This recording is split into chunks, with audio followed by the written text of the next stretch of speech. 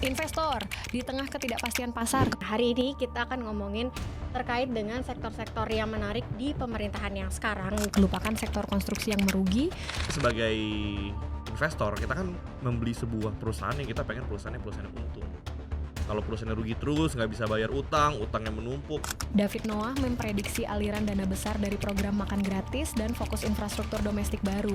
Sekarang anggaran APBN terbesar itu di 2026 adalah MBG, makan bergizi gratis. Tapi apa aset terkuat yang dicetak profit 5 triliun sebulan di Indonesia? Nggak ada satupun perusahaan di negara ini yang bisa cetak 4-5 triliun setiap bulan selain saham bank.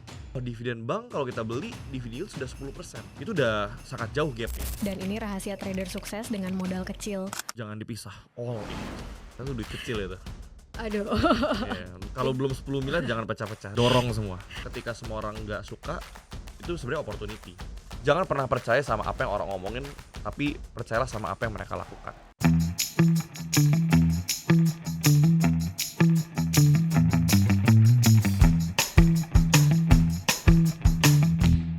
Halo teman-teman investor ajaib semuanya, kembali lagi di acara Cuan Talks kita di hari ini. Hari ini ya, kembali lagi bersama saya Leti Miskoningsi sebagai analis dari Ajaib Sekuritas. Nah, buat teman-teman ya, hari ini kita mengundang tamu spesial ya, professional trader. Ya mungkin teman-teman juga udah sering melihat ya atau nontonin ya video dari David Noah. Halo, Kak Hai David. Rati, nice to meet you. Halo, terima kasih nih kalau udah datang ke Terima Ajaib kasih. Sekuritas ya. Ya, thank you udah diundang. Di acara Cuan Talks kita hari ini. Nah, hari ini kita akan ngomongin terkait dengan sektor-sektor yang menarik di pemerintahan yang sekarang gitu ya. Nanti kita akan bahas sedikit kira-kira pemerintahan yang lalu gitu ya. Itu beberapa sektor apa sih yang juga jadi menarik ya, seperti ada di tahun yang lalu gitu ya. Kita lihat booming kan terkait dengan infrastruktur. Mungkin teman-teman lihat juga sektor infrastruktur di pemerintahan yang sebelumnya. Kemudian juga kita akan bahas gimana cara screening saham ya. Cara Ko David ini untuk men-screening ya saham, memilih saham dari POV fundamental dan juga teknikal juga gitu. Halo Ko David, Hai. mungkin Gimana? kita perkenalan dulu ya. Ko Ya. David tuh udah di dunia investasi tuh sudah berapa lama Des? Capital market ya, Indonesian capital market ini tahun ke-10 ku ya. Jadi udah 10 tahun lah kurang lebih. Udah 10 tahun ya, Ya, di aku market pertama ya. kali masuk saham itu ketika umurku 15 tahun ya. Waktu masih SMA waktu itu. Baik, jadi dari SMA aja udah itu Sudah dari SMA tuh waktu itu sumbernya tuh dari mana sih? Entah dari dagang awalnya, dari Hmm. jualan di sekolah. Ya pasti teman-teman udah pada tahu lah, pasti udah pada banyak yang ngikutin, udah pada banyak yang nonton podcast di mana-mana, ya ceritanya mungkin udah pada tahu lah. Jadi dari 10 tahun yang lalu sudah ngerti capital market.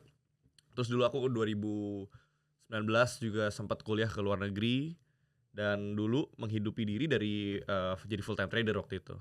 Jadi waktu itu ya kalau nggak untung nggak makan tuh waktu 2019 lah waktu itu. Baik, jadi Gitu. nanti bisa di-spill ya kira-kira strateginya tuh seperti apa Boleh. supaya tadi kita bisa hidup dari trading gitu Iya, kan. iya, Karena iya. banyak juga investor yang pengen financial freedom gitu ya. Pengen hidup dari investasi, hidup dari trading. Nah, nanti akan dijalankan sama Ko David ya. Ya. Sebelumnya mungkin kita akan bahas dulu nih di sesi pertama ini ya. Kalau dilihat-lihat gitu ya, IHSG kita kan secara year to date udah 18% ya sampai di hari kemarin ya, di closing di tanggal 17 November. Ya. Dan kalau kita lihat juga sebenarnya beberapa saham udah pada naik ya, walaupun nggak semua saham-saham tuh semuanya naik karena ada saham-saham blue chip yang masih di bawah nih Betul. harga sahamnya.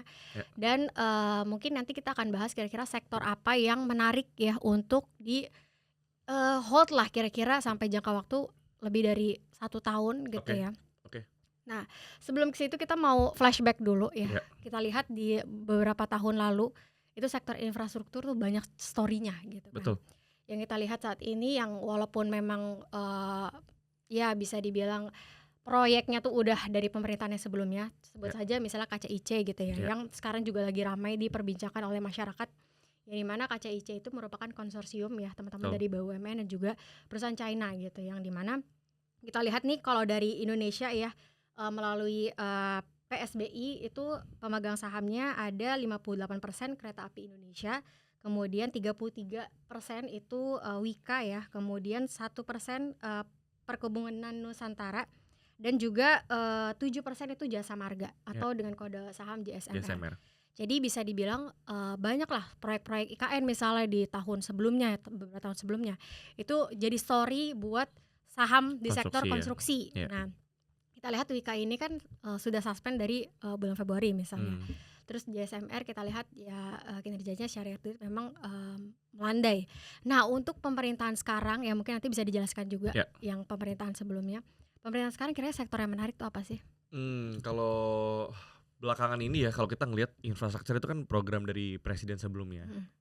Dan yang kalau kita lihat kenapa konstruksi ini bisa pada suspend dan sahamnya pada anjlok, karena memang banyak project yang nggak bener lah ya. Jadi project yang tidak menguntungkan, tapi kan kalau dari pemerintah fight yang mereka adalah kalau BUMN itu memang nggak harus selalu untung, karena kan projectnya bukan cuma untuk economic gains tapi untuk sosial juga, untuk penggunaan masyarakat kayak gitu. Tapi sebagai investor kita kan membeli sebuah perusahaan yang kita pengen perusahaan yang untung. Kalau perusahaannya rugi terus, nggak bisa bayar utangnya menumpuk, takutnya malah jadi default kayak gitu kan. Nah, itulah alasan kenapa sektor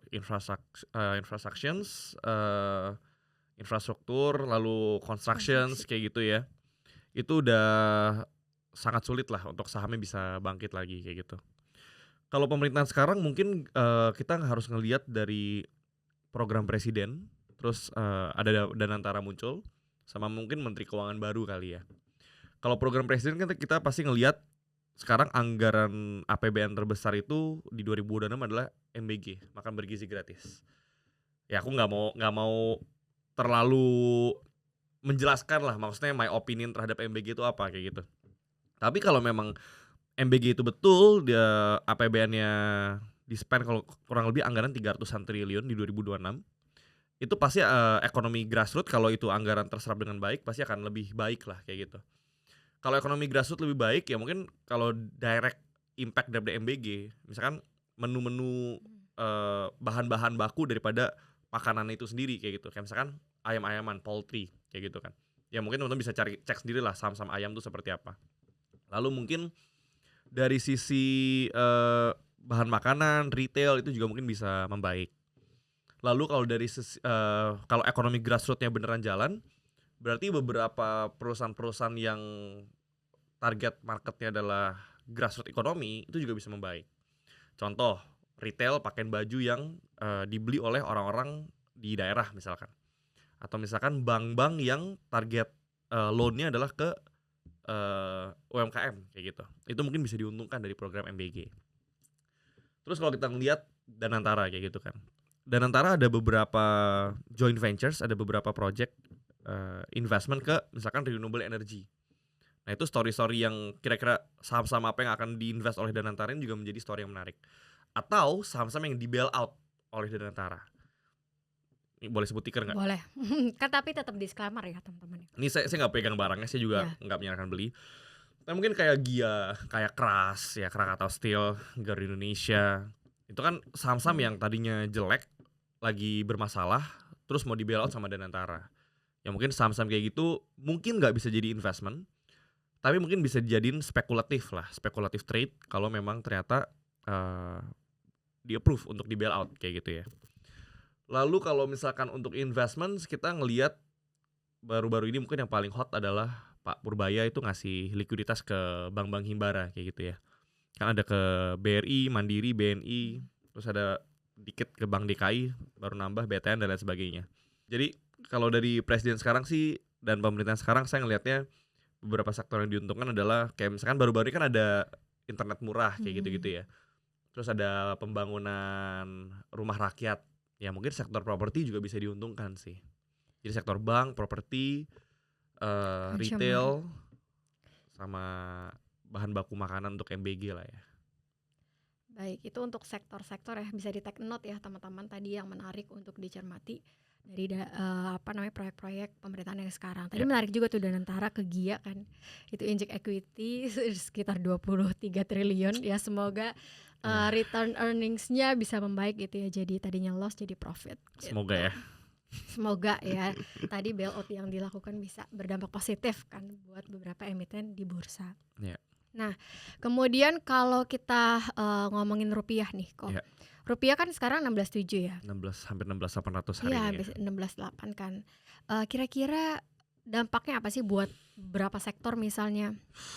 Jelas kalau rupiah melemah terus itu akan sangat buruk untuk overall IHSG sih. Karena yang harus kita pahamin adalah foreign inflow itu kan masuk dari dolar ke IDR. Otomatis ketika ada forex loss di situ. Misalkan kalau mereka mau hold banks dividen misalkan 10% per tahun. Tapi kalau setahun terakhir kita ngeliat misalkan rupiah lawan dolar aja dolar menguat 8% misalkan. Masa net yieldnya untuk foreign cuma 2%. Ini yang bikin foreign tuh gak mau masuk. Jadi kalau rupiahnya melemah terus, sektor-sektor seperti banks itu pasti dirugikan. Gara-gara banks itu sangat sensitif dengan foreign inflow untuk sahamnya bisa naik. Tapi kalau kita ngomongin dari sisi fundamental dan earnings dari sebuah perusahaan, kalau dolar menguat terus ya yang akan dirugikan adalah perusahaan-perusahaan yang banyak net import ya. Karena kalau net import kan mostly transaction itu terjadi dengan dolar kayak gitu. Dan ketika bahan baku cost-nya itu meningkat karena bayar pakai dolar, mereka pasti harus naikin harga atau margin mereka akan berkurang. Nah itu akan jadi slowing down di earnings mereka sih.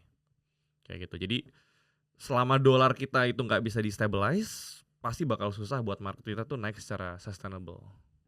Baik, jadi return yang wajar buat kenaikan saham ya dengan depresiasi rupiah misalnya tadi di 16.8 ya, hampir 16.8 itu sekitar 4%-an, itu kira-kira berapa sih return yang wajar?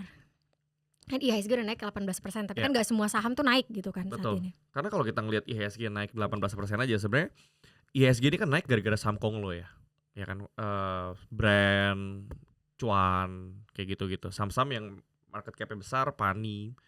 Terus mungkin saya boleh sebut saham kan ya? Boleh, Boleh tapi ya? nanti tetap disclaimer ya. Oke, aman. Ya seperti Wi-Fi juga udah banyak. Jadi banyak saham-saham big caps yang nge-push IHSG itu untuk naik. Tapi kalau kita ngeliat secara komposisi, sebenarnya big caps itu kan zaman dulu di drive sama saham banking. Sekarang malah saham banking gak gerak, saham Konglonya gerak. Jadi walaupun IHSG itu misalkan year to date-nya itu udah naik banyak, sebenarnya fund-fund itu masih pada rugi. Karena mereka tuh belinya LQ45 kayak gitu kan. LQ45 tuh sekarang kalau nggak salah baru naik sangat sedikit deh. Kayak baru 6%. IHSG itu 18, LQ45 baru 6%. Jadi sebenarnya LQ45 itu masih underperform banget dibanding dengan benchmark indeks IHSG itu sendiri kayak gitu. Baik, belum tadi dihitung sama depre rupiah kan ya kok ya. Ditambah dengan depresiasi rupiah. Iya, Jadi kalau megang 4%-an. LQ45 year to date masih rugi sebenarnya. Kayak gitu. Nah itu ya teman-teman terkait dengan view rupiah dan juga tadi terkait dengan sektor-sektor yang menarik dan juga perlu dihindari gitu ya. Ya. Kok David untuk di tahun ini. Apakah ini berjalan sampai tahun depan? Menurutku tahun depan akan lebih baik daripada tahun ini ya. Untuk Indonesian market terutama. Kira-kira low base-nya sampai di Desember tahun ini berarti ya? Menurutku bulan ini bottom. Terus from December sampai tahun depan I think will start getting better. Terutama untuk fundamental stocks ya. Karena sebenarnya tesisnya kan lumayan simple. Sekarang developing markets, terutama kalau kita ngelihat patokannya S&P misalkan atau Nasdaq di US, saham-saham ini kan saham-saham yang hubungan dengan AI kayak gitu kan. Jadi valuation mereka tuh sangat inflated seperti Nvidia, AMD kayak gitu-gitu. Terus belakangan juga Tesla juga yang market cap besar juga naik luar biasa. Tapi ketika dari US ini nanti akan terjadi outflow kayak gitu misalkan, pasti flow uangnya akan pindah sebagian ke emerging market seperti Indonesia. Karena kan kalau kita ngomongin tentang emerging market countries, kita rebutan flow kayak gitu kan. Kita rebutan sama Singapura, kita rebutan sama Malaysia, Filipina, Thailand, sama kita. Vietnam tuh sebenarnya saingan berat, tapi Vietnam itu nggak marketnya nggak masuk ke ETF-nya, misalkan MSCI Southeast Asia ETF kayak gitu. Jadi kita bersaingnya sama 4 negara yang tadi aku sebutin. Jadi tahun depan should be interesting.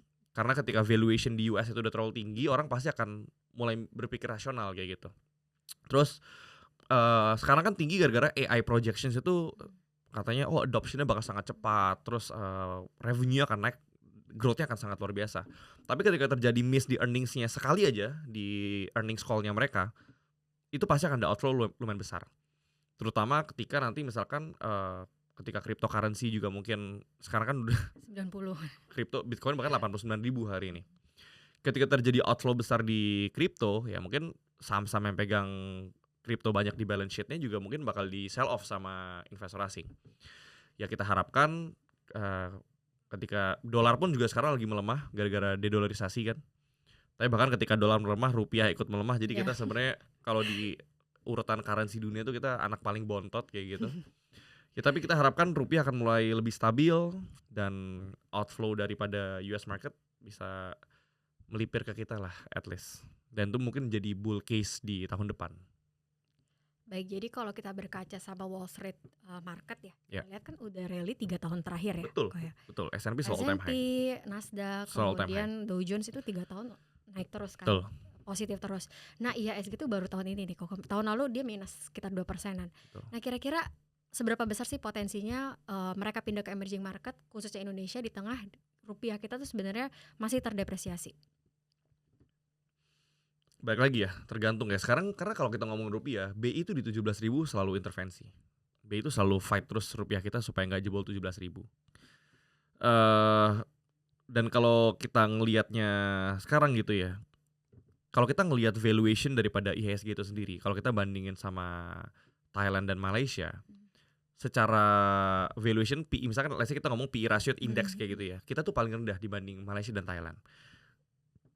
Dan kalau kita ngomongin debt to GDP ratio, Indonesia juga paling kecil dibanding Thailand dan Malaysia. Tapi Thailand dan Malaysia divaluasi di multiple yang lebih tinggi daripada IHSG.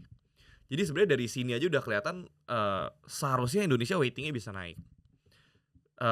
Singapura udah pasti paling tinggi karena Singapura kan negara paling aman. Jadi walaupun mereka debt to GDP juga luar biasa tinggi, mereka tuh financial countries. Jadi negara-negara tuh pakai Singapura tuh sebagai suaka finansial lah, financial hub-nya Asia kayak gitu kan, sama Hong Kong. Jadi wajar kalau Singapura tuh lebih tinggi. Jadi mungkin kita bisa bet bahwa ya weightingnya Indonesia akan naik dan Thailand, Malaysia kita ambil weightingnya. Jadi ketika ada orang beli Southeast Asia ETF, nanti fundnya itu masuknya ke Indonesia. Baik, ini menarik ya. Ya, lumayan berat ya. David ya.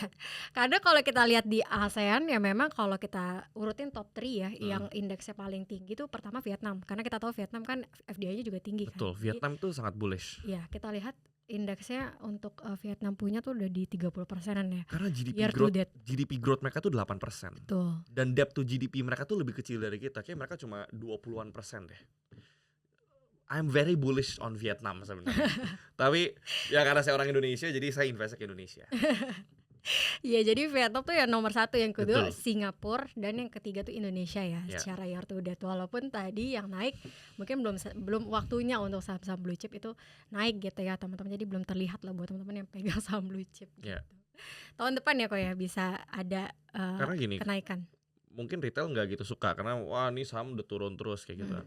Tapi justru kalau aku ngelihatnya ketika semua orang nggak suka, itu sebenarnya opportunity. Karena kalau kita ngeliat based on data, penurunan saham dan penurunan bisnis itu kan dua hal yang berbeda. Kalau kita mau trading, ya jelas kita ngelihatnya technical dan money flow kayak gitu. Tapi kalau kita mau invest jangka panjang, kita harus lihat data-data fundamental yang penting. Labanya berapa, ya kan? Teman-teman tahu nggak ada satupun perusahaan di negara ini yang bisa cetak 4-5 triliun setiap bulan selain saham bank. Coba silakan teman-teman cek. Nggak ada satupun, dan mungkin nggak akan ada satupun perusahaan yang bisa ngecetak 4-5 triliun sebulan selain saham bank. Dan kalau kita ngomong 4-5 triliun sebulan, itu cuma ada 3 saham. Laba bersih itu ya. Laba bersih ya, cuma ada 3 saham. BCA, BRI, Mandiri. Dan kalau kita ngomongin tentang misalkan fundamental, kita ngomongin tentang valuations, kita harus ngerti angle-nya apa. Kayak misalkan kalau orang misalkan portonya 10 juta beli saham bank ya mungkin nggak masuk akal. Cuma kalau portofolio kalian misalkan di atas 10 miliar, 20 miliar atau bahkan ratusan miliar, beli saham bank tuh mungkin sedikit masuk akal. Karena kalau kita main ngomong duit ratusan miliar, 100 miliar ke atas misalkan ya, option kita untuk invest tuh sebenarnya nggak gitu banyak. Untuk trade di atas 20 miliar tuh udah sangat susah. Karena liquidity kita keluar masuk, kita harus beli pelan-pelan, kita harus jual trimming pelan-pelan. Jadi saham-saham yang kalau kita sebutnya all you can eat, yang maksudnya kita bisa buang 20 miliar sehari atau kita bisa beli 50 miliar sehari itu nggak banyak di Indonesia. Dan kalau misalkan orang udah punya duit ratusan miliar, yang dia cari udah bukan capital gain berlipat-lipat. Yang dia cari itu udah lebih safety. Makanya sebenarnya kalau udah punya uang banyak, masuk ke, pasti orang mikirnya apa? Oh, beli deposito. Tapi deposito bunga 3%. Obligasi gara-gara K-Trade, kupon sekarang sisa 5,5%. Belum dipotong pajak, mungkin net-net 5%. On the other hand, dividen bank kalau kita beli dividen yield sudah 10%. Jadi gap daripada risk free rate kita kan obligasi ya 5,5% sama yield bank 10%, itu udah sangat jauh gapnya. Dan biasanya ini kayak gap yang terjadi kayak gini tuh setiap 10 tahun sekali. Jadi sebenarnya opportunity kayak gini tuh jarang datang gitu. Jadi kalau misalkan orang udah punya duit berlebih, pengen diversify, ngambilin dividen, ya mungkin dividen yield 10% di bank, I don't know bakal datang lagi ya. Kayak gitu. Itu logik kalau kita mau menggunakan fundamental. Cuma kan kalau size saya sudah cukup besar untuk ngelakuin itu kayak gitu. Cuma kalau size kecil ya nggak usah belilah. Oh jadi untuk size besar ya tadi ngincarnya dividen tadi ya, dividen kemudian Karena risk free tadi karena ya bingung ya kita dari mau beli bonds. apa ya. Misalnya kita mau beli 50 miliar, kita mau beli 50 miliar mau beli sama apa gitu loh. Bingung, saham PP udah naik banyak, udah tinggi. Masih berani emang kita gebuk 50 miliar belum tentu kayak gitu kan. Kita ngomongin saham backdoor 50 miliar kita bisa tarik sendiri kayak gitu kan. Jadi nggak banyak option sih ya. Jadi ya mungkin ya bank sudah cukup murah lah untuk kita main aman. Dengan Gitu. yield sekitar tadi ya macam-macam ada 8-9% tergantung banknya tuh. Tergantung banknya apa ya. Tergantung Ya, banknya cuma apa. kalau kita lihat sekarang earningsnya mereka sih stabil sih. Betul. Jadi I think dividen payout ratio-nya juga mungkin akan dijaga dan antara butuh duit. Itu yang mungkin gak boleh kita lupa ya. Dan antara butuh duit dan duitnya itu datang dari BUMN dan 60% daripada pendapatan dan antara itu dari Bank Himbara. Jadi pasti itu dijagain banget. Jadi kalau misalnya bisa di-spill nih, David langsung aja. Jadi kalau misalnya David sendiri kan bisa dikatakan tadi kalau dibilang fundnya udah lumayan besar gitu ya, bisa ke Banksnya. Kira-kira porsi Banksnya atau punya saham growth sama saham value investing itu berapa persen sih porsinya? Saya bank saja puluhan miliar. Itu Banks aja? Banks doang. Paling banyak di Banksnya kan ada 4 ya big Banksnya ya teman-teman ya. Kalau saya cluenya dividen yield 10%. Udah tahu nih Pikir kayaknya. sendiri aja. Warnanya biru ya, yang biru banyak. Semua biru. Semua biru sih. Kayak ajaib Iya juga bener, biru iya, ya. ajaib juga biru. Ya. Cuma kalau saya mikirnya gampang ya. 10% terus sahamnya sudah terdiskon 40% dari all time high-nya. Saya sih ngitung gampang-gampang misalkan 30 miliar ya. Harusnya udah bisa ketahuan. Iya kan? 30 miliar saya dapat 10% setahun tuh 3 miliar, 250 juta sebulan. Ditambah sama capital gain. Kalau misalkan dari average saya balik ke all time high aja, itu untung saya tuh hampir 70%. Jadi 30 miliar mungkin saya bisa untung kalau balik all time high 20 miliar. 20 miliar tambah dividen setiap tahun 3M, ya mungkin berapa tahun depan saya bisa untung 25-30 miliar mungkin ya. Kalau sisanya, porsinya kemana tuh? Itu privacy saya. Muter-muter ya. Ada di bonds juga nggak? Mungkin di instrumen lain deh, selain stok. Oke, saya spill dikit. Saya pegang PP banyak, saham PP banyak. Tapi saya udah mulai trimming. Saya pegang saham Bakri lumayan banyak, tapi saya sudah mulai trimming juga. Sama satu lagi adalah saya nggak boleh ngomong rahasia. Kalau saya ngomong takutnya teman-teman tahu pada ikutan beli juga. Iya, betul. Ya jadi saya nggak bisa terlalu terbuka lah. Tapi ya, jadi tapi porsi yang masih lebih banyaknya di bank sekarang ya? Enggak sih ya. Paling besar di PP sama Bakri lah. Untuk saat ini ya teman-teman ya, tapi tetap disclaimer tadi kan kita juga nggak tahu average-nya di berapa kan. Betul. Jadi average-nya ya udah 4 kali lipat yang lalu lah. Waduh. Jadi tetap disclaimer, sesuaikan sama apa resiko teman-teman dan juga sesuaikan sama trading plan dan juga jangka waktu investasinya gitu ya. Karena kalau saya prinsipnya saya jual saham, saya trading misalnya saham PP. Kalau saya jual saya nggak gulung balik ke PP, saya belinya saham-saham aman.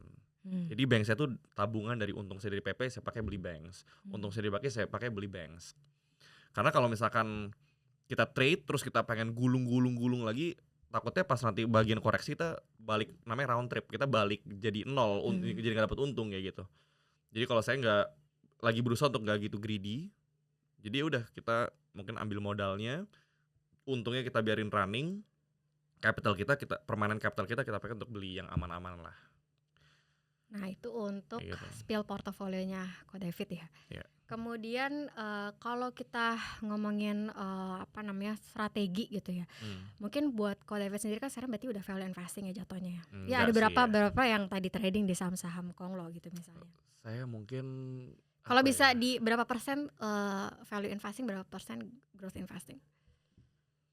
Saya mungkin nggak sebut diri saya growth investing atau value investing ya. Saya kayak investing aja gitu. Oke. Karena saya nggak ada pendekatan tertentu gitu. Mungkin kalau ada pendekatan pun saya lebih banyak pakai makro ya. Kalau kayak saham-saham Konglu tuh saya nggak nganggap itu sebagai investment sebenarnya.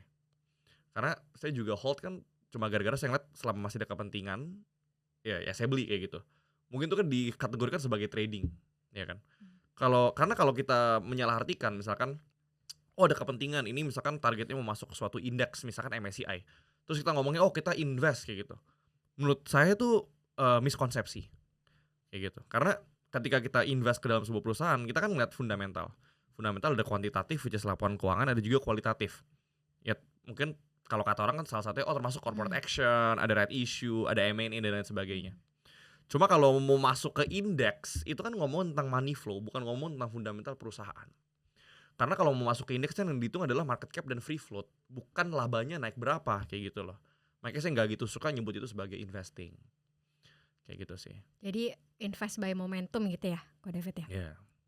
Nah itu kemudian kalau untuk strateginya deh, kita mau juga belajar gitu ya dari Ko David ya. Sekarang tadi di Banks aja udah puluhan M gitu kan. Nah, udah gitu tadi porsinya sebenarnya belum nggak sebesar 50% juga di Banks. Berarti kan Enggak udah sih, ketahuan nggak nyampe kan sih. berarti yang diinvested berapa ya teman-teman ya. Nah Kecil lah Banks. dulu sebelumnya tuh apakah kita sebagai trader misalnya baru punya net worth misalnya sekitar ya 100 mio gitu ya, 100 juta. Oke. Kira-kira apa sih yang kita perlu lakukan ya? Apa pertama atau 50 juta deh, 50 juta yang lebih kecil lagi. Itu apa sih yang harus kita lakukan? Pisah-pisahin portonya seperti apa? Jangan dipisah, all in. Oke, jadi All in. under berapa? Concentrated namanya. Under Under berapa tuh yang 10 harus miliar. kita bisa? Kalau belum 10 miliar jangan pecah-pecah, itu duit kecil itu. Aduh. Dorong semua. Oke, jadi all in itu maksudnya kayak gimana? Kita harus concentrated. Jadi tergantung sama narasinya. Karena kalau kita ngelihat IHSG, kita ngelihat indeks kita gitu ya. Saham-saham hype, saham-saham narasi tuh geraknya muter. Jadi kalau saya tuh dulu punya prinsip namanya leading lagging. Jadi kita lihat saham apa yang lagi hype, leadingnya apa, misalkan komoditis. Komoditis lagi leading, semua orang beli komoditis. Tapi ketika komoditisnya udah naik banyak, pasti ada sektor lagging yang diuntungkan dari kenaikan komoditis. Ya kayak misalkan shipping, kontraktor misalkan. Jadi kalau misalkan leadingnya ini udah naik banyak, valuation kan udah mulai menggelembung. Terus para smartman yang beli di bawah kan nggak mungkin dia nggak jualan, dia pasti akan take profit, dia akan mulai distribusi. Kalau kita ngeliat distributionnya ini mengalirnya ke sektor yang lagi lagging dan money flow-nya ini masuk, ya kita jual semua di sini, kita beli semua di sini. Jadi kita mainnya leading lagging. Jadi sektor rotation kita puterin terus, kita beli puter kayak gitu. Dan terus masuk kayak all in-an. Karena duitnya masih dikit kan. Kayak gitu. Tapi masa 10 M sih kok? 10 M di nothing money, 10 M di IHSG ya maksudnya. Jadi harus, kalau menurut Ko David tadi ya, style investmentnya tadi sebelum 10 M ya menurut saya sih all in ya? Menurut saya harus concentrated. Karena saya bahkan sebelum 20 M saya gak diversify sedikit pun. Di satu sektor gitu? Enggak, maksudnya saya pegang beberapa lah. Mungkin kalau dari atas 10 M udah mulai boleh pegang 3-4 saham gitu. Kalau di bawah 10 M sih mending pegang 1-2 aja. Tapi yang kita high conviction kayak gitu, yang kita paling yakin. Soalnya menarik ya teman-teman, karena kalau kata Warren Buffett, don't put all your eggs in one basket gitu kan. Tapi Warren Buffett juga pernah ngomong, over diversification itu cuma untuk orang-orang yang nggak ngerti apa yang mereka lakuin. Oke. Dan Warren Buffett kalau teman-teman baca biografinya dan teman-teman ikutin, dia tuh ketika early days-nya dia di umur 20-an 30-an, dia tuh all-in-an mainnya. Dia nggak pernah diversify. Justru dia jadi controlling owner di saham yang dia invest kayak gitu. Ini menarik ya. Jadi lumayan punya POV yang berbeda gitu ya, Ko David ya. Iya. Nah, kira-kira tadi selain kan kita udah tahu nih ada yang lagi lagging sama yang lagi perform gitu kan. Laggard sama yang lagi leading gitu kan. Itu kira-kira kita screeningnya tuh kayak gimana? Tergantung sama style teman-teman ya. Top down kah seperti apa? Kalau aku ini pakai pendekatan makro dulu ya, jadi top down. Jadi ngeliat kondisi makro, terus kira-kira sektor yang diuntungin dari makro ini apa, terus kira-kira inflow dari makro ini datangnya kapan. Karena kalau kita ngomongin liquidity kan ada 2 jenis, ada foreign liquidity, ada domestic liquidity. Biasanya kalau makronya lagi jelek atau duitnya semua lari ke US, saham-saham yang foreign sensitive seperti big banks itu pasti jatuh. Kalau misalkan makronya lagi susah, duit nggak bisa masuk Indo, kita harus beli saham yang domestik, yang pakai domestic liquidity. Ya domestic liquidity nggak perlu dijelasin lah ya, maksudnya brokernya apa aja. Tapi contohnya siapa? Misalkan saham-saham PP itu kan domestic liquidity. Terus beberapa saham Konglo, kenapa bisa outperforming ketika foreign lagi outflow? Karena dia nggak butuh foreign inflow untuk naik. Bisa pakai domestic inflow buat naikin sahamnya. Jadi kita bisa belinya tuh ke arah sana. Pushnya ke beli saham-saham yang liquidity itu dari domestik. Kayak gitu. Terus kemudian cara kita tahu misalnya screeningnya benar. Screeningnya. Makanya tadi saya bilang tergantung sama teman-teman ini tuh stylenya tuh mau seperti apa gitu. Kalau misalkan mau main saham-saham yang lapis gede, udah pasti harus ngeliat foreign inflow. Jadi foreign outflow tuh bukan dalam artian tiba-tiba semua saham dijual sama foreign. Pasti ada saham yang tetap konsisten di akum sama foreign kayak gitu. Tapi kalau misalkan teman-teman nggak mau beli saham yang foreign sensitive, teman-teman mau main yang di domestik, berarti teman-teman juga harus tahu ini saham kepentingannya apa, lalu smart money-nya siapa kayak gitu. Jadi at the end kita screening tetap dari money flow-nya. Jadi yang akum siapa, akum di harga berapa, ceritanya apa gitu. Dan teman-teman harus lebih percaya data daripada percaya rumor. Karena belakangnya ada saham fenomenal banget namanya saham dada kan, kalau tahu ya. Dari 5 perak sampai 180 perak sampai sekarang 50 perak kayak gitu kan. Itu kalau teman-teman tahu itu the biggest robbery, itu pencurian terbesar itu. Bandarnya berhasil exit 240 miliar. Duit siapa yang 240 miliar yang dia exit? Kita semua tahu, nggak usah saya jelasin, semua udah tahu duit siapa kayak gitu kan. Ya duit kalian semua yang nonton ini kayak gitu. Jadi tujuan saya sih sebenarnya lumayan simple ya. Jangan pernah percaya sama apa yang orang ngomongin, tapi percayalah sama apa yang mereka lakukan. Kalau misalkan kalian ngeliat rumor, mau dibeli Manchester United lah, mau dibeli MotoGP lah, mau apalah, mau dibeli Vanguard lah, kita harus ngeliat data transaksinya pada akhirnya gitu. Karena kalau kita ngelihat ketika rumor-rumor itu terjadi, top buyer-nya itu kita bisa lihat bahwa memang masyarakat yang membeli. Dan kalau kita ngeliat ada satu spesifik broker yang setiap hari itu mendistribusi barangnya puluhan miliar gitu. Dan masyarakat tuh tampungin terus. Kayak gitu. Nah, kita harus ngelihat bahwa kalau smart money atau kira-kira ya mungkin kita bisa asumsikan lah, mungkin ini owner, mungkin ini market maker-nya itu sudah mendistribusi secara masif seperti itu udah nggak ada harapan. Kayak gitu. Karena saham-saham yang quote unquote kita bilangnya saham-saham gorengan sampah begini kayak gitu kan, itu pasti cara mainnya selalu sama. Smart money-nya ngakum lama di bawah, dia tarik, dipom-pomin, bikin market participation rame. Ketika sudah mulai rame ya, kita ngeliat dari jumlah pemegang saham tiba-tiba naik 50.000, 60.000 orang dalam 1 bulan. Berarti kan tuh udah well distributed barangnya dari smart money ke masyarakat kayak gitu. Nah biasanya kalau udah kayak gitu ya ini saham udah gak bakal kemana-mana lagi sih. Baik, itu kan buat saham yang memang kita lihat market cap kecil ya, under 1 T kecil, gitu kan betul. ya. Tapi kalau misalnya market cap-nya lumayan besar gitu ya, kira-kira screeningnya tuh seperti apa sih? Ya tadi aku bilang ya, tetap jadi semua saham tuh sebenarnya screeningnya sama. Yang akumulasi siapa, terus story-nya apa, story kedepannya apa, price action dan volume-nya gimana. Jadi kalau kita pertama ngeliat dari flow-nya dulu. Misalkan big accumulation-nya, terus ada yang konsisten dikumpulin atau enggak, terus yang ngumpulin kira-kira siapa, terus kumpulin di harga rata-rata berapa kayak gitu. Jadi kita pengen analyzing dulu the strongest demand atau buying area-nya itu di berapa kayak gitu. Ketika kita udah tahu bahasa lebih ribetnya mungkin namanya VWAP ya, volume weighted average price. Kalau kita udah tahu volume weighted average price ini smart money itu di harga berapa, kita kan bisa bikin box, kita bisa bikin range areanya kayak gitu. Itu pasti saham biasa kan di sideways-in dulu. Ketika saham ini di sideways-in, pilihan kita ada 2. Kalau kita mau sabar, kita bisa beli sesuai sama VWAP daripada smart money-nya. Atau kalau kita pengen trading, kita manfaatin momentum ketika dia breakout daripada sideways box-nya itu. Kayak gitu. Ini sideways di saat lagi uptrend atau sideways lagi dia Apa lagi aja, ngumpulin barang? Apa di aja, bawah? terserah. Karena trading itu kan basically cuma ada 3. Kita trade continuation, kita trade reversal, atau kita trade sideways-nya kayak gitu kan. Dan kalau trader kayak kita, apapun yang bisa make money kita ambil kayak gitu. Karena kalau lagi uptrend pun, ya kan lagi uptrend gitu. Misalkan contoh saya sering banget di PTRO kayak gitu ya. PTRO uptrend ya kan. Terus dia bentuk sideways. Kalau sideways itu smart money masih beli terus, itu pasti continuation lanjut. Tapi kebalikannya misalkan PTRO naik dari 4.000 ke 7.000. 7.000 koreksi sampai 5.000. Kita harus cari reaccumulation area itu di berapa.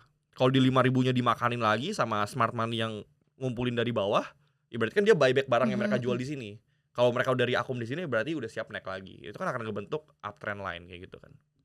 Gak tau ini terlalu teknis atau enggak, mhm. cuma ya Baik-baik. Jadi semoga bisa inilah. kalau, kalau David sendiri tadi berarti buy entry-nya gitu ya, itu Mhm. di saat ada retracement atau tadi membentuk sideways dulu setelah ada uptrend gitu Kalau misalnya? saya sih lebih suka beli di sideways. Oke, Enggak sih, saya lebih suka sahamnya sideways-nya lama, mhm, 3 bulan misalkan, tiba-tiba meledak pakai volume, udah saya udah paling suka, itu udah pasti naik.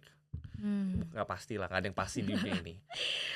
9/10 lah, probability-nya besar probably gitu ya? besar. Karena kalau kalian sadar, kalian misalkan ngelihat sebuah saham lagi sideways ya. Terserah lah mau di downtrend atau di uptrend. Terus kalian lihat sideways-nya itu tidak sejajar. Jadi dia sideways, tapi di short term trend-nya tuh dia sebenarnya bentuk dengan low high, higher low, higher high. Mhm, Dia ngebentuk higher low terus tapi dia tidak membentuk higher high. mmm, Jadi semacam triangle mhm gitu. mhm, Kalau muncul triangle di sebuah sideways box, terus ketika di deket resistance-nya itu dimakanin sama smart mhm, money-nya, the moment dia break resistance-nya, dan kan kita bisa ngeliat volume-nya kan. Contoh volume simple. Kalau misalkan kemarin volume transaksi harian 50 miliar. Tiba-tiba pas dia breakout 1 jam udah mhm, 50 miliar. Kan udah pasti hari itu volume lebih besar dari hari kemarin. Itu udah confirmation untuk sahamnya terbang. Dan mmm. ketika sideways makin panjang sideways-nya, ketika terjadi breakout dengan ledakan volume, itu loncatnya udah nggak pakai ngerem, udah nggak ada koreksi lagi. Oke itu, kita lihat smart money-nya selain dari broker, kita lihat Iya, dari apa lagi? paling gampang ngeliat broker summary sih. Kita order book, terus kita ngeliat trade book-nya kan, kita ngeliat Mhm, dan transactions-nya di berapa, kayak gitu. Terus dari broker summary juga sebenarnya bisa ketahuan kira-kira siapa yang beli. Tapi itu mungkin mmm, ilmu tingkat lanjut lah. Tapi kalau kalian misalkan, oh ini bandar BK, bandar AK, salah itu mikir kayak gitu. mmm, Karena misalkan saya pakai contoh, saya pakai Ajaib misalkan untuk beli. Saya jual bisa pakai sekuritas lain kayak gitu. Dan itu nggak bisa ke-track. bisa pindah saham, Saya bayar 10.000 kan. Ah, mungkin gratis di Ajaib, saya nggak tahu gitu ya. bisa pindah Iya saham bisa ya? pindah saham, jadi gampang banget memanipulasi itu gitu loh. Nah, ya, tapi kalau kayak kita kan kita udah punya ilmu lebih tinggi lagi, kita ngerti cara nge-track-nya gimana. Baik itu untuk tips and triknya ya teman-teman, jadi Iya. jangan tadi udah di-spill tuh jadi Mantap ya. jangan sampai kelewatan tadi ya tips and triknya gitu kan ya. Jadi kalau misalnya, berarti kok, David sendiri, lebih sabar nunggu itu ya, nunggu saya itu kira-kira berapa lama, untuk kan tadi lumayan banyak tuh yang all in kan, karena kita harus misalnya kalau kita punya dana yang misalnya kecil harus all in di satu saham biar Ya, fokus gitu kan. Itu kira-kira berapa lama waktu yang dibutuhkan untuk menganalisis saham itu biasanya? tergantung ya. Kalau kita mau all in banget kan kita butuh conviction. Mhm, Dan kadang-kadang kita nggak mungkin berani beli di satu harga. Jadi mungkin kita beli dulu sekali masuk 20%. Kita liatin dulu. Kita ngeliatin buyernya konsisten atau enggak. Terus kita liatin story nanti gimana. Kayak misalkan kalau dia dari bawah reversal udah mulai naik ke atas, kita mulai jagain di uptrendnya kayak gitu. Jadi time frame sih nggak pasti ya, macam-macam sih. tapi biasanya berapa lama untuk memutuskan? Untuk masuk seluruh duitnya. Iya. Kalau misalnya kalau David Tuh. sendiri? Kalau dulu sih cepet ya, mungkin 1-2 Mmm, hari udah tahu gitu. Kalau sekarang lumayan lama sih. ya karena udah banyak tadi kan ya, uangnya Iya juga sih. udah, puluhan, ratusan M gitu ya teman-teman ya. Udah lumayan cukup lah. Cukup ya? Cukup apa nih kok? Ya untuk hidup nyaman cukup lah. Waduh, baik baik baik ya. Jadi Hmm. itu untuk strateginya. Nah, kemudian apakah tadi strategi tadi bisa dilakukan di saham-saham yang blue chip misalnya yang free float-nya lumayan besar gitu, yang memang pengendalinya ke Oke. pemerintahan gitu misalnya? Saham blue chip tuh sebenarnya nggak gitu cocok buat di tradingin. Mmm, Karena kan saham blue chips itu ya kita sama-sama tahu lah untuk naikin BCA 10% tuh butuh foreign inflow 4 triliun. Gede dong, mmm, ya kan? Tapi kalau misalkan 4 triliun masuk saham PP, mungkin udah naiknya 200% kayak gitu. Jadi kalau kita mau trading, kita harus cari saham-saham yang sebenarnya free float-nya tuh kecil, yang kering lah mhm, kayak gitu. Tapi kalau misalkan kita pengen beli saham-saham banks yang besar, itu udah harus pendekatannya tuh fundamental. Udah nggak bisa pakai pendekatan tuh liquidity. mmm, Kalaupun kita mau pakai pendekatan liquidity, kita harus percaya bahwa ini foreign-nya konsisten beli. Karena kalau foreign-nya itu konsisten beli, mereka mengakumulasi barang yang mereka distribusi dari April 2024. Ini kan sekarang udah November November 2025. 2025. Berarti kan saham bank sudah turun 1,5 tahun, ya kan? Waktu di 6.000 tuh mereka distribusi besar, ya Mmm, kan? Sekarang kalau misalkan mereka mengakumulasi dengan masif lagi, ya mungkin bisa rebound. Tapi balik lagi ya kalau misalkan duitnya masih kecil, saham bank rebound 10-15% pun mungkin gak ada artinya kayak gitu kan. Tapi kalau buat yang duitnya gede kan 15% gede kayak gitu, lumayan. Baik, jadi kira-kira kalau yang tadi kita bisa lihat secara teknikal, misalnya lihat dari flow gitu ya misalnya, Iya. itu kira-kira yang ada checkingnya nggak sih, misalnya free floatnya berapakah, terus kemudian market capnya kira-kira maksimal berapa, atau kira-kira pengendalinya siapa gitu. Gak ada checking di free float dan ya mungkin bisa lah kita ngeliat makin kecil free float kan makin gampang naikinnya ya. Tapi yang paling penting ownernya sih. Kita harus tahu nih ownernya tuh orang baik atau bukan. Jadi maksudnya orang baik tuh gini, owner tuh ada dua, ada owner yang exitnya ke retail, ada owner yang exitnya ke asing, atau ada owner yang mungkin naikin sahamnya untuk di repo sahamnya. Nah, yang harus kita hindari adalah owner-owner kacrut yang cari duit retail kayak gitu. Jadi mereka nggak punya duit, terus mereka goreng-goreng sahamnya buat dibanting ke retail kayak gitu. Terus duitnya dipakai buat beli mobil sport misalkan. Banyak owner kayak gitu. Bandar-bandar kacrut kayak gitu pun juga banyak kayak gitu. Jadi kita harus beli saham-saham yang owner atau market maker-nya tuh, ya jangan ngomong market maker nggak ada yang baik. Mereka kan butuh duit semua ya kan. Yang owner itu baik. Jadi owner tuh memang ngejagain sahamnya untuk sahamnya tuh misalkan masuk indeks kayak gitu. Ya contoh Pak PP lah. Pak PP kan orang paling baik di dunia ini gitu kan. Ngasih kita duit banyak banget. All you can eat ya kan. Kita mau dorong Petro berapa puluh ratus miliar pun bisa dan dikasih gitu. Jadi Pak PP tuh orang paling baik lah di dunia ini gitu. Dan kita terus beli yang owner tuh baik kayak gitu. Selama dia masih baik, masih mau bagi kita duit, gak apa-apa, kita beli terus aja. Jadi kita jagain uptrendnya lah. Tapi the moment nanti hari penghukumannya, misalkan kayak kalian udah saya kasih duit terlalu banyak, saya mau buang sahamnya. Ya udah gitu. Kan kita udah menikmati rally dari 2 tahun yang lalu ya kan. And nothing lasts forever gitu loh. Jadi kita harus bersyukur lah udah dikasih banyak duit sama Pak PP ya. Baik. Jadi setiap saham ada masanya ya. Setiap saham ada masanya, setiap masa ada sahamnya kayak gitu. Gitu. Nah, kemudian kalau misalnya pengalaman di DAM itu pernah nggak sih? Kira-kira waktu itu apa yang perlu jadi teman-teman investor aja tuh pelajari dari waktu itu mungkin kesalahan analisa gitu dari Pernah. Saya ingat banget 2023 Januari saya tuh kena banyak di Bumi ya. Tapi saya udah untung banyak, tapi mungkin sepertiga gain saya hilang lah waktu itu kayak gitu. Itu tahun berapa tuh kok? Januari 2023. Iya, saya ingat banget karena saya beli Bumi tuh Juli 2022, dia terbangnya Agustus 2022, dia naik dari 60 perak sampai 240 kan. Masih zaman-zamannya private placement ya waktu itu ya, private placement Salim. Bonds, iya. Bahkan waktu itu belum ada cerita Salim. Waktu itu ceritanya adalah Bumi punya convertible bonds banyak, terus convertible bondsnya mau dilunasin gara-gara laba mereka tuh besar 2022. Itu bahkan sebelum story Salim masuk saya udah masuk. Tiba-tiba story Salim, tiba-tiba Salim beneran masuk di 120 terbang sampai 200. Nah waktu itu sahamnya turun dari 200 turun ke, saya udah jual sih 180-an, turun ke 140.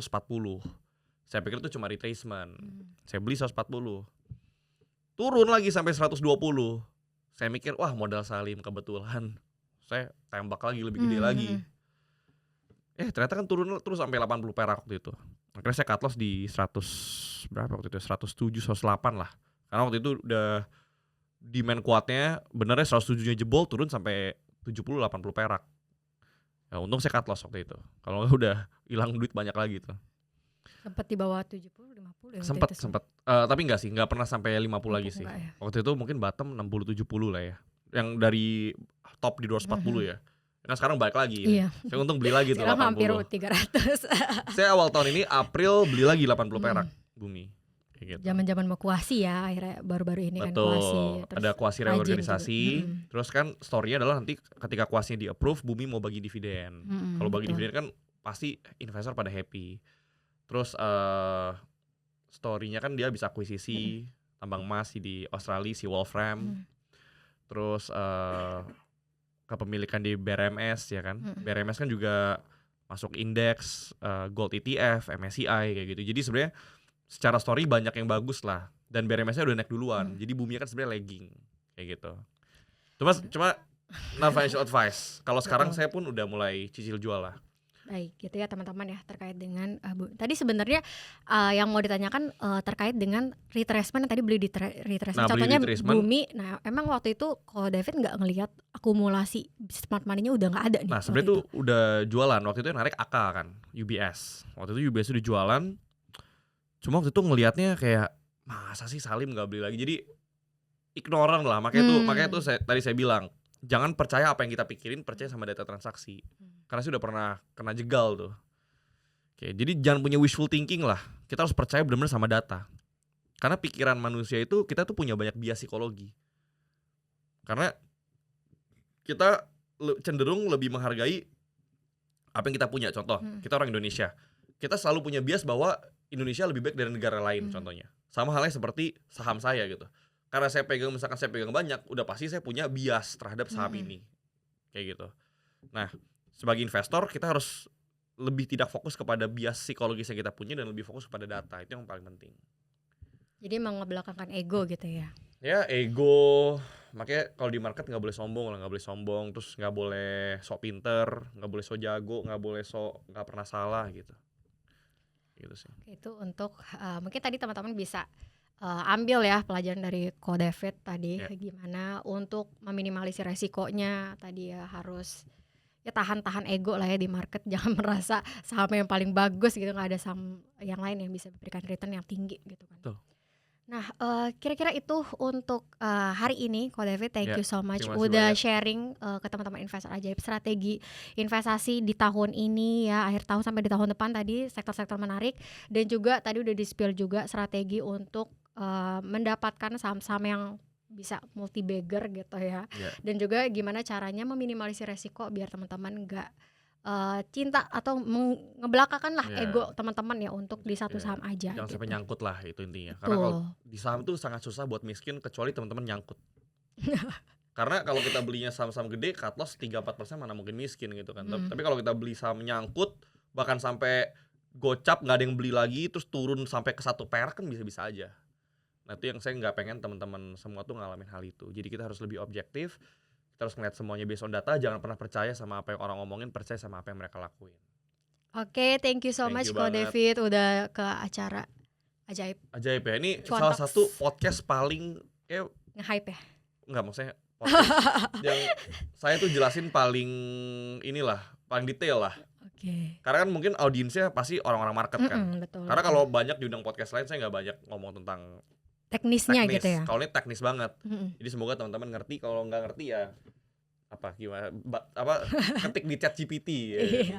Artinya apa. Baik, jadi sampai jumpa di Cuan Talk selanjutnya. See you, bye. Tetap disclaimer ya, sesuaikan sama paparan resiko dan trading plan teman-teman. See you. Dan bukan financial advice. Yeah. See you, bye-bye. Ajaib semua bisa.